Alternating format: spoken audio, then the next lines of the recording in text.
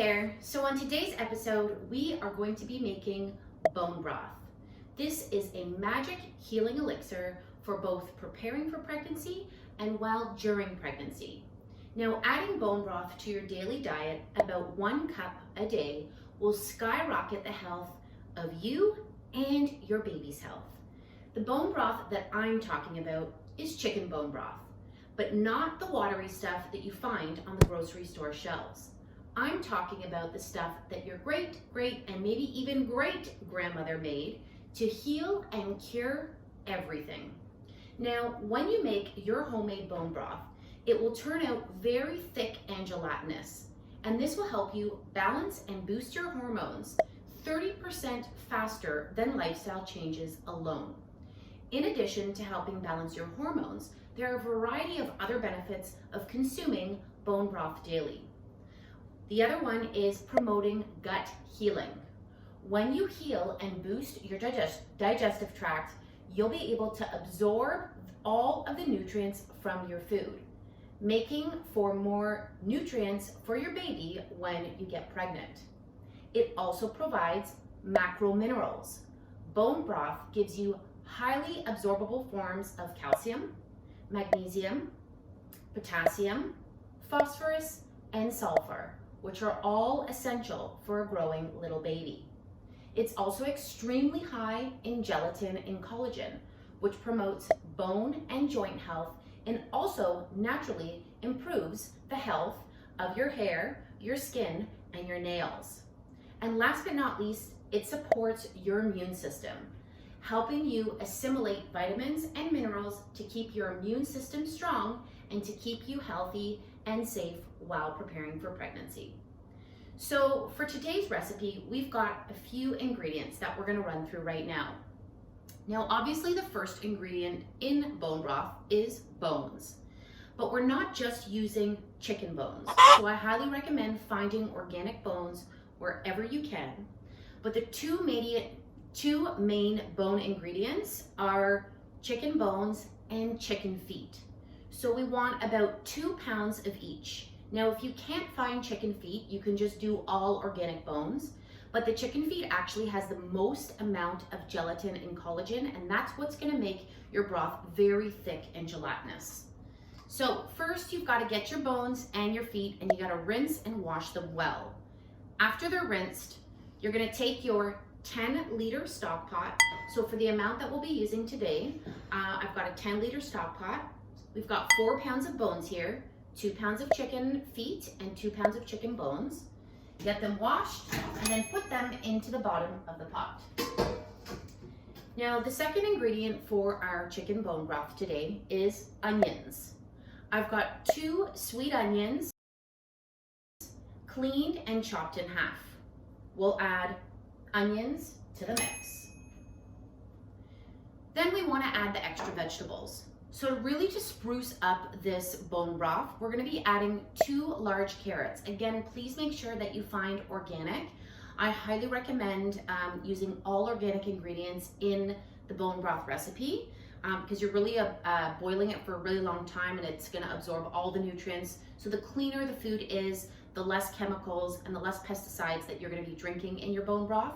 Now, if this is something that's challenging for you to buy organic all the time, look up Dirty Dozen and Clean 15. And this will help you pick which organic ingredients are most necessary and which ones you can actually get away with for buying conventional.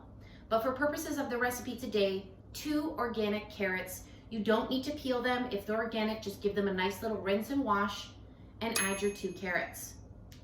We've also now got 3 celery stalks as well, organic. I've cleaned them and I've chopped them in half, and we're gonna add celery to the mix. In addition to that, we've got 2 parsnips. Now, I don't always add the parsnips, but I had them in my fridge today, so I always like to use as much as I can to make sure that I'm not having any waste. So I've cleaned 2 parsnips. Again, you do not have to shave them down. Just give them a rinse and then throw them in the pot. Now, for the last few ingredients for my chicken bone broth, I've spruced it up with mushrooms. So mushrooms are a great healing elixir for the body as well. They've got tons of minerals. They're loaded with iron. to help you really boost up your iron stores to make sure that you are not anemic or iron deficient, because having really strong, healthy red blood cells is important for carrying a baby to term.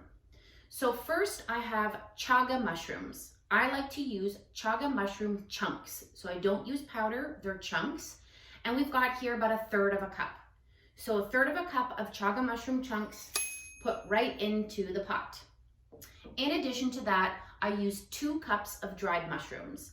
Now, depending on what I find at the grocery store, I change this up all the time. Today we have 1 cup of dried shiitake mushrooms. And in addition to that, we have 1 cup of dried reishi mushrooms.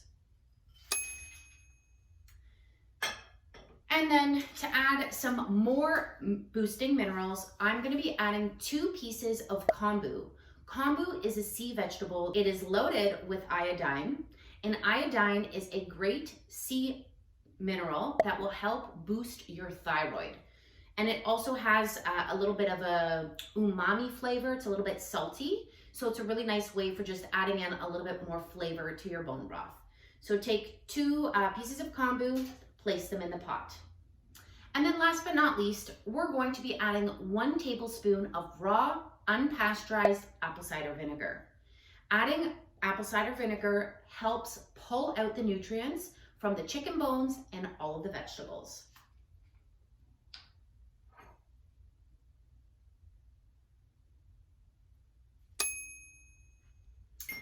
Great, so it's up to you if you want to add this last ingredients.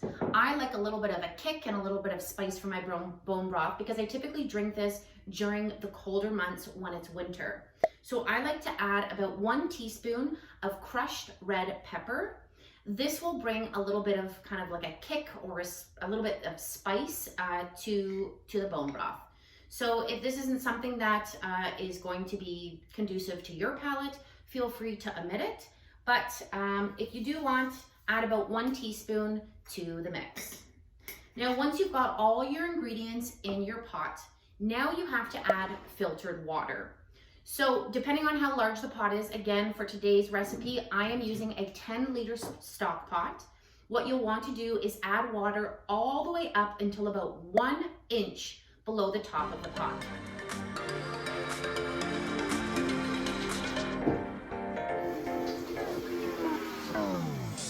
All right, so now that you've got your pot ready to go, cover the pot with a lid, let it come to a boil, and once it's fully boiling, you're gonna turn down the heat and let it simmer now for about 6 to 8 hours.